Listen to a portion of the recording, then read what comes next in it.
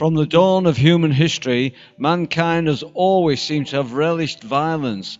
Primitive man fought their battles with spears and anything they could lay their hands on, such as stone. As mankind progressed down the ages, nothing has really changed except modern mankind has terrible weapons at their disposal, such as uranium-depleted shells, missiles, fighter planes, drones, and cruise missiles that can carry the most lethal weapon of all, nuclear weapons.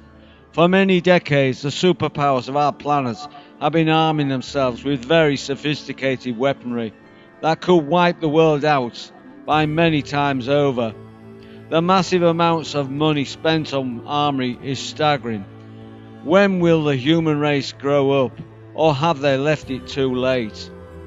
Is global destruction inevitable? In this week's broadcast, I give you the evidence that mankind is preparing for the ultimate and final war that nobody will win. This next report originates from ufosightings.hotspot.blogspot.co.uk, and this was posted on December the 2nd, 2013, titled Ancient Civilizations and Free Energy 2013.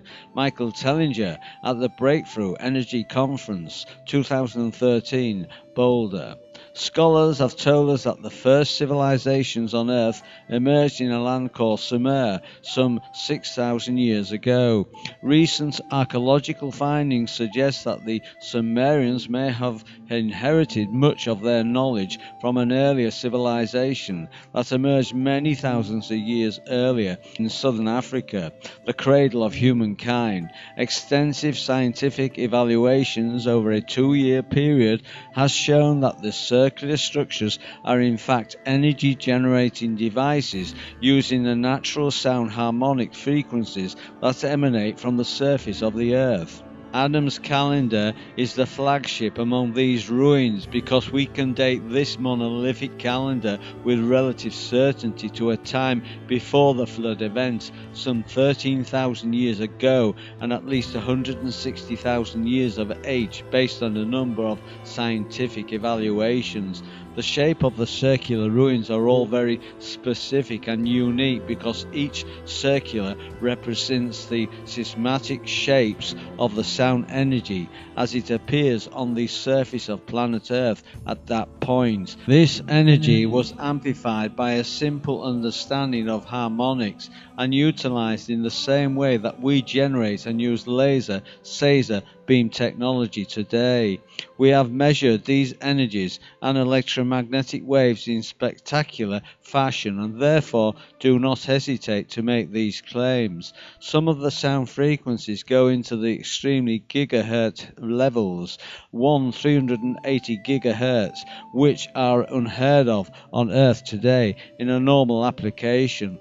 The fact that these circles are all connected by the tone channels makes it very clear to any scientist who works with electricity of energy that this vanished civilization had a keen understanding of energy that still escapes us today.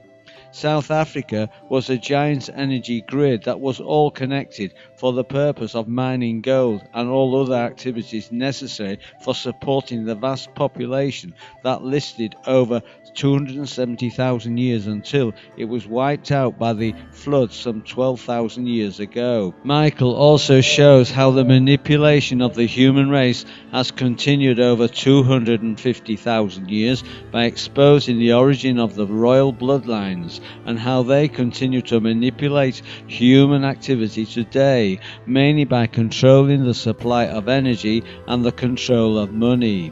Based on these discoveries, Michael Tellinger proposes a new social structure to liberate humanity from its eternal enslavement, a philosophy for the survival and prosperity of the human race that he calls contributorism. To view Michael Tellinger's Energy Movement Conference, go to my website endtimes23.com where I've posted the link. This next report originates from GuardianLV.com, titled UFO Sightings Increase, Canadian Defence Minister says US must discuss, and this was posted by Casey Manasotis on November the 9th, 2013.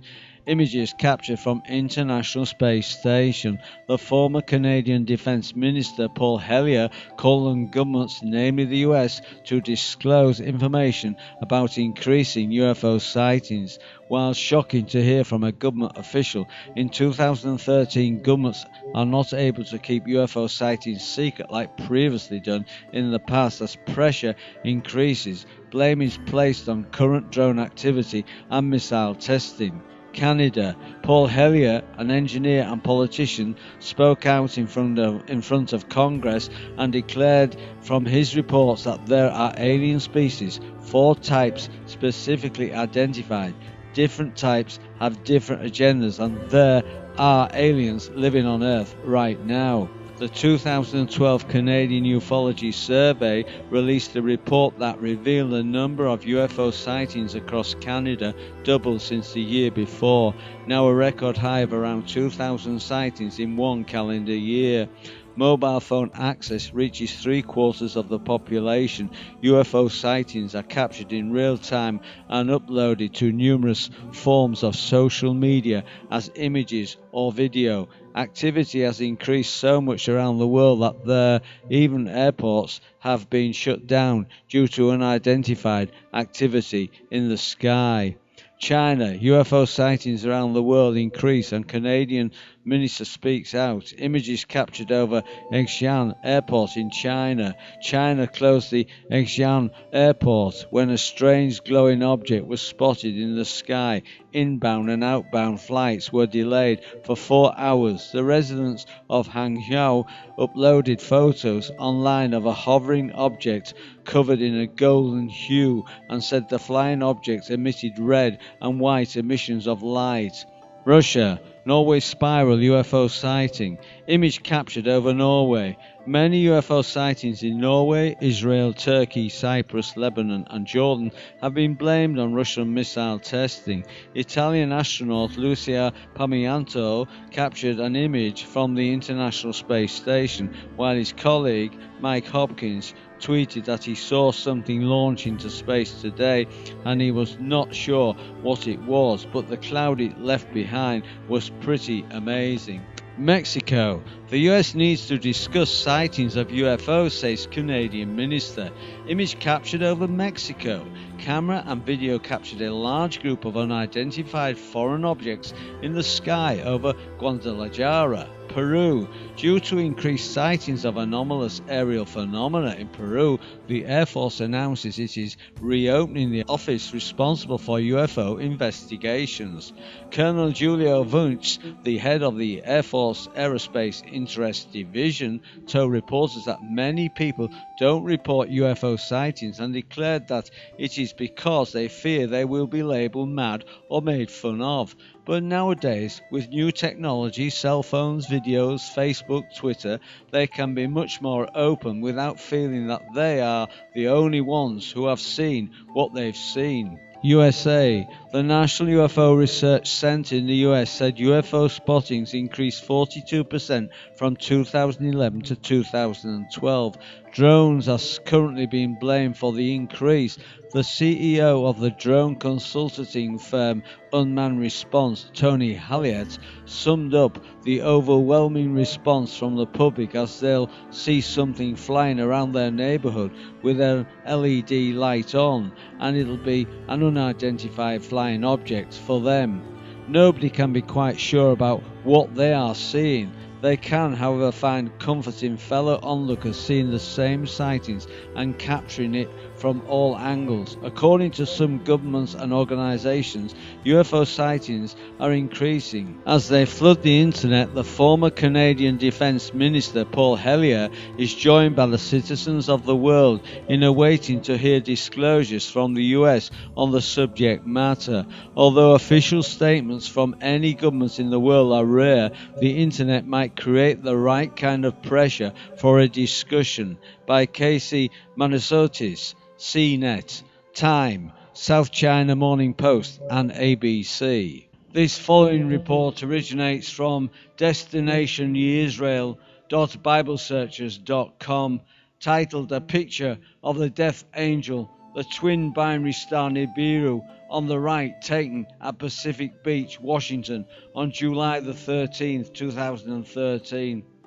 This is caused in part with the curator GD bringing back his planetary death angel that flew over the great imperial power of Egypt and destroyed the Egyptian empire for many generations. So today the Death Star Nibiru is a dark dwarf binary star the size of Jupiter and 10 times the mass of our largest planet, is returning to revisit planet Earth after a 3,600-year journey into outer space and back.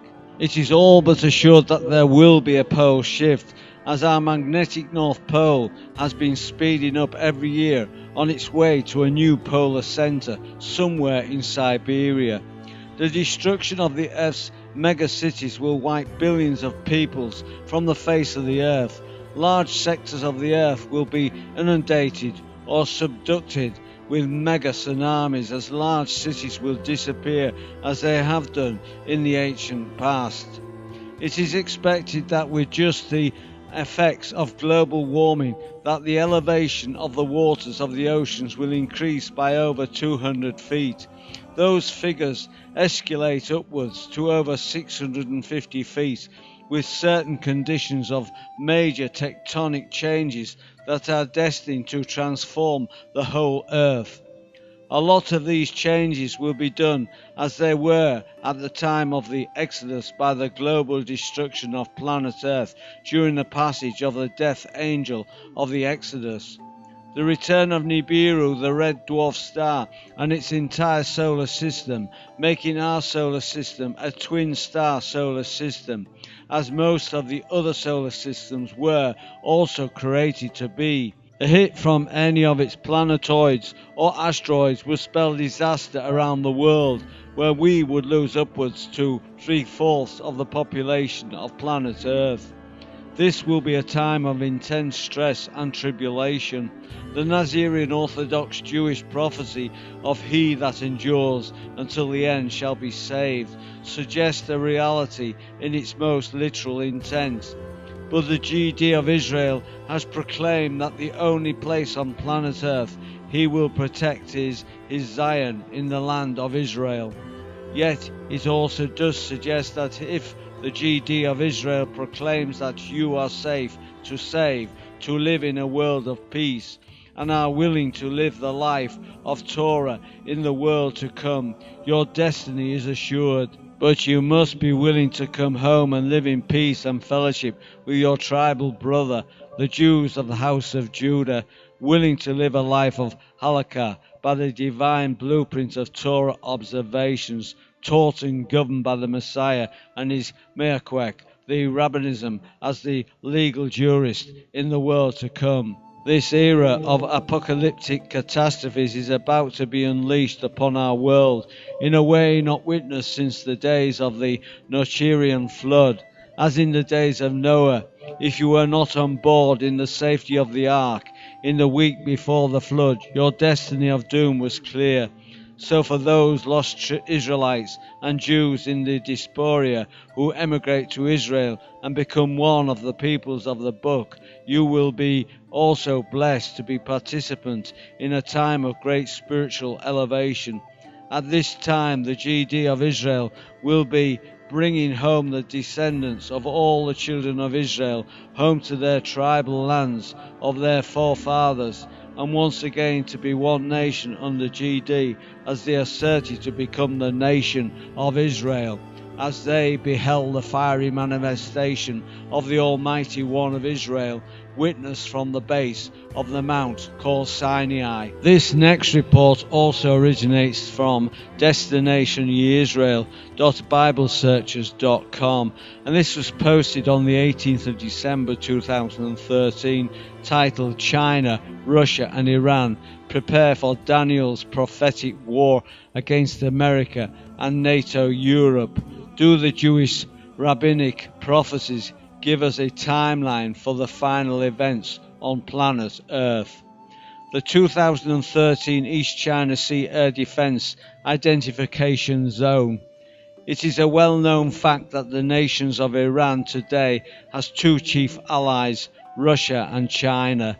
They have stood by Iran through the thick and thin, especially with controlling interest as permanent members of the United Nations Security Council. Without Russia and China, Shiite Iran would have been history decades ago. Today, again, they are proving they will be prepared to stand in opposition to the United States and NATO because all four are vying for the world dominion. So also the rest of the world's prophetic nations are aligning themselves either for or against of the two global forces. If we think that this is a static condition, think again. On the heels of the Geneva Agreements, in which China was one of the 6 world powers within hours after the Geneva Agreement, China published the coordinates for their bid to take complete military control of the East China Sea. Called the East China Sea Air Defense Identification Zone, China claimed that the disputed and uninhabited islands known as the Senkaku in Japan and the Diaoyu are within their realm of international control. It therefore gives the territorial dominion over these islands if they are now united under China's military control. China also published the warning that any aircraft flying over this region could provoke defensive emergency measures against the aircraft that failed to identify itself. Suddenly, the United States, in an act of defiance to China's changing the international rules controlling this region of the East China Sea, dispatched 2 unarmed US B-52 bombers to fly over the disputed islands, accepted by the international community as belonging to Japan. This was done while doing training maneuvers in the East China Sea. Japan followed suit as their planes continued to fly through this new airspace zone. With this posturing concerning who has the right to change or not to change the international rule of control concerning this region, Sun Zi, a professor at the Center for US-China Relations at Tsinghua University in Beijing, stated, "If the United States conducts 2 or 3 more flights like this, China will be forced to respond. If China can only respond verbally, it would be humiliating, especially in a region where the concept of a paper tiger is very important." Okay, my friends, you're all invited to join this channel by subscribing to End Times 23, which is a totally free subscription service. You're also invited to add me as a friend on Facebook and follow me on Twitter. If you'd like to drop me a line on my blog, by all means do so. And if you'd like to join one of my circles on Google+, you're more than welcome to, my friends. All the links are under this video. All this week's news links can be found on my website, endtimes23.com. The link is under this video. Just click on the link and go to the top left hand corner of the opening page and click on the Cosmic News link. You will find all this week's news links at the top of the page under this week's title video.